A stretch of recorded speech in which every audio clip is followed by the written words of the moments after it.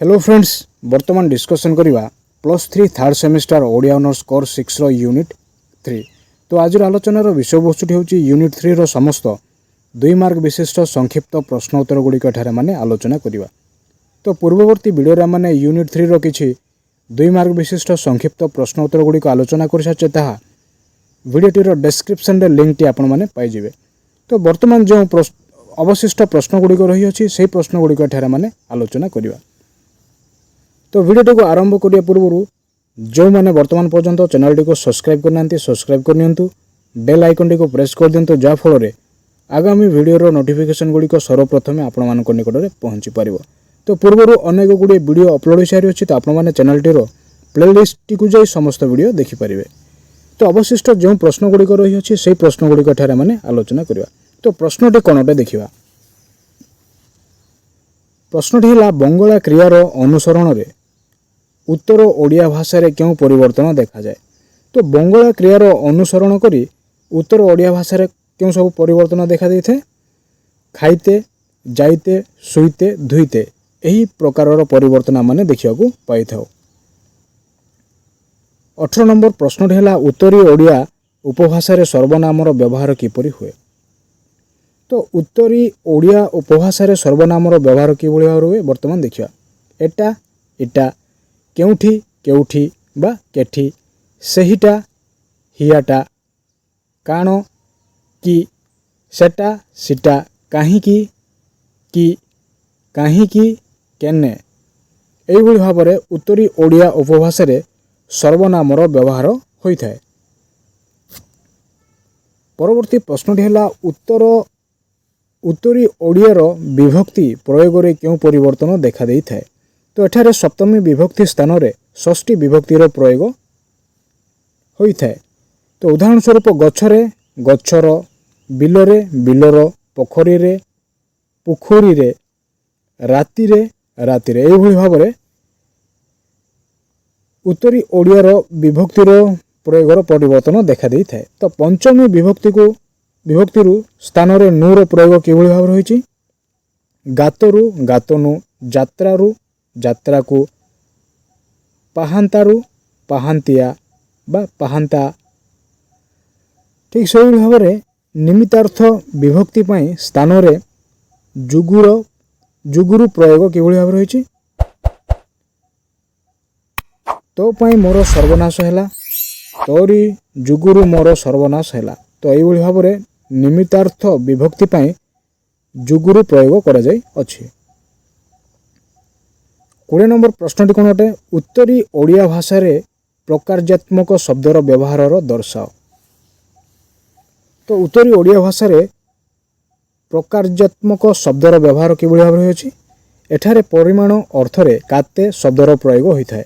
उदाहरण स्वरूप मते सेरे काते चाउल दियो। तो उत्तरी ओडिया भाषा रे प्रकारजात्मक शब्दर व्यवहार किभଳି भाव रही। तो एठारे परिमाण अर्थरे काते शब्दर प्रयोग होता है। उदाहरण स्वरूप मते सेरे काते चाउल दियो। 21 नंबर प्रश्न है उत्तर बालेश्वरी कथित ओडिया भाषार दुईटी ध्वनिगत वैशिष्ट्य उल्लेख कर। तो प्रश्न एठारे मन कौन देखुचे ना उत्तर बालेश्वरी कथित ओडिया भाषार दुईटी ध्वनिगत वैशिष्ट्य उल्लेख कर। तो वो स्वर ध्वनि उ रे परिणत हुए। उदाहरण स्वरूप वकील उकिल, गोरु गुरु, गोबर गुबर, भोग भोग, नटा नुटा, पथी पुथी एही भाव में कौन होता है वो स्वर ध्वनि परिवर्ते उर परिणत होता है। द्वितीय विषय हूँ ल स्थान रे न रो व्यवहार। ल स्थान रे न रो व्यवहार किभଳି भाव रही। लता नटा, लुगा नुगा, लाज नाज, लंगल नंगल, लुण नुण, लोक लोकासान नुकसान एही भाव में ल स्थान रे न रो व्यवहार होइअछि। परवर्ती प्रश्नटी कौन अटे देखिबा। दक्षिणांचलीय ओडिया भाषा क्षेत्र रूप में ओडिशा रे क्यों क्यों जिला क्षेत्र निर्धारित। तो 22 नंबर प्रश्नटी एठारे मन कौन देखुचे ना दक्षिणांचलीय ओडिया भाषा क्षेत्र रूपे ओडिशा रे क्यों जिला क्षेत्र निर्धारित होइअछि। तो उत्तरटी होची गंजाम, गजपति, रायगड़ा, कोरापुट, नवरंगपुर, मालकानगिरी आदि जिला कौन होइछि ना निर्धारित होइछि।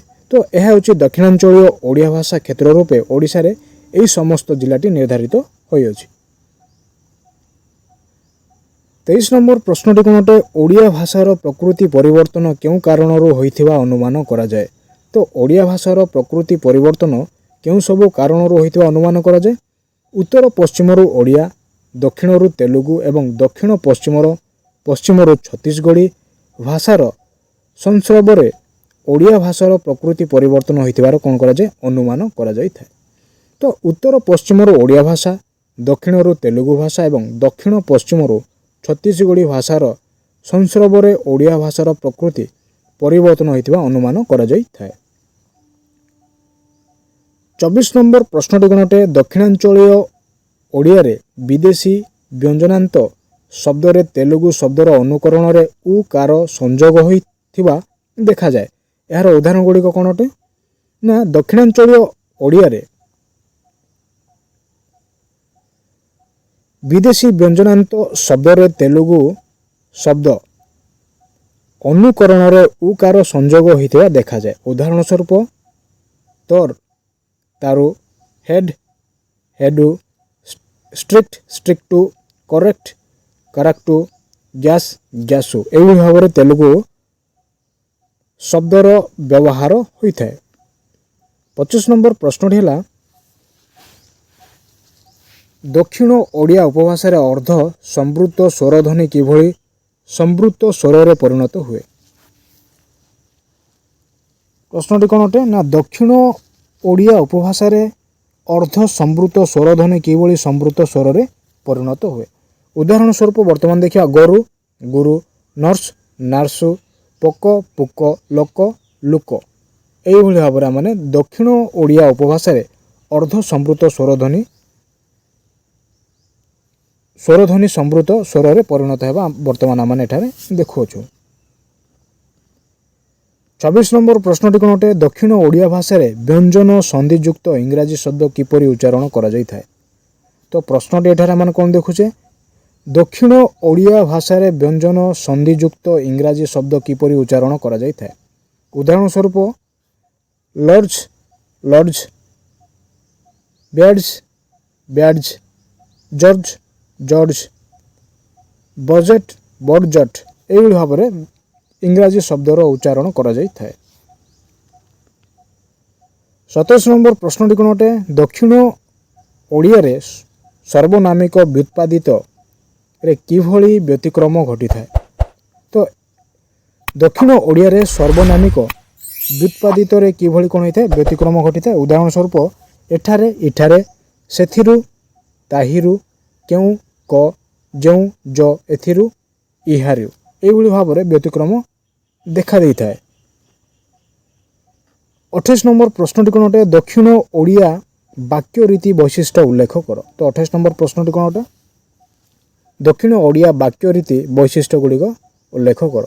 वर्तमान भविष्य कालिक समापिका क्रिया परिवर्ते क्रिया विशेषण क्रिया विशेष्यर संबंध कारक प्रयोग होता है। तो वर्तमान भविष्य कालिक समापिका क्रिया परिवर्ते कौन होता है विशेष्यर संबंध कारक प्रयोग होता है। उदाहरण स्वरूप कले सिना हुए, कले सिना हेबार, ए भात से खाइब, ए भात से खाइबार, बस चली जीव, बासु फिटी जीवार, ए पाखकू आस, ए पाखकू आ, एकानी को आ एभଳି भाव में कौन होता है क्रिया विशेष्यर संबंध कारक प्रयोग होता है।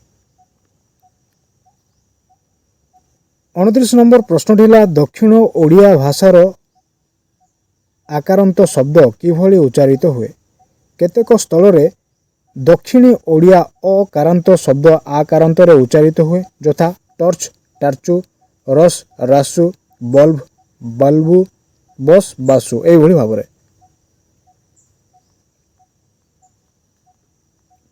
तो परवर्ती प्रश्नटी कौन अटे दक्षिणांचल ओडिया गंजामी भाषा केतेक शब्द और तार ओडिया अर्थ लेख। तो परवर्ती प्रश्नटी एठार मान कौन देखुचे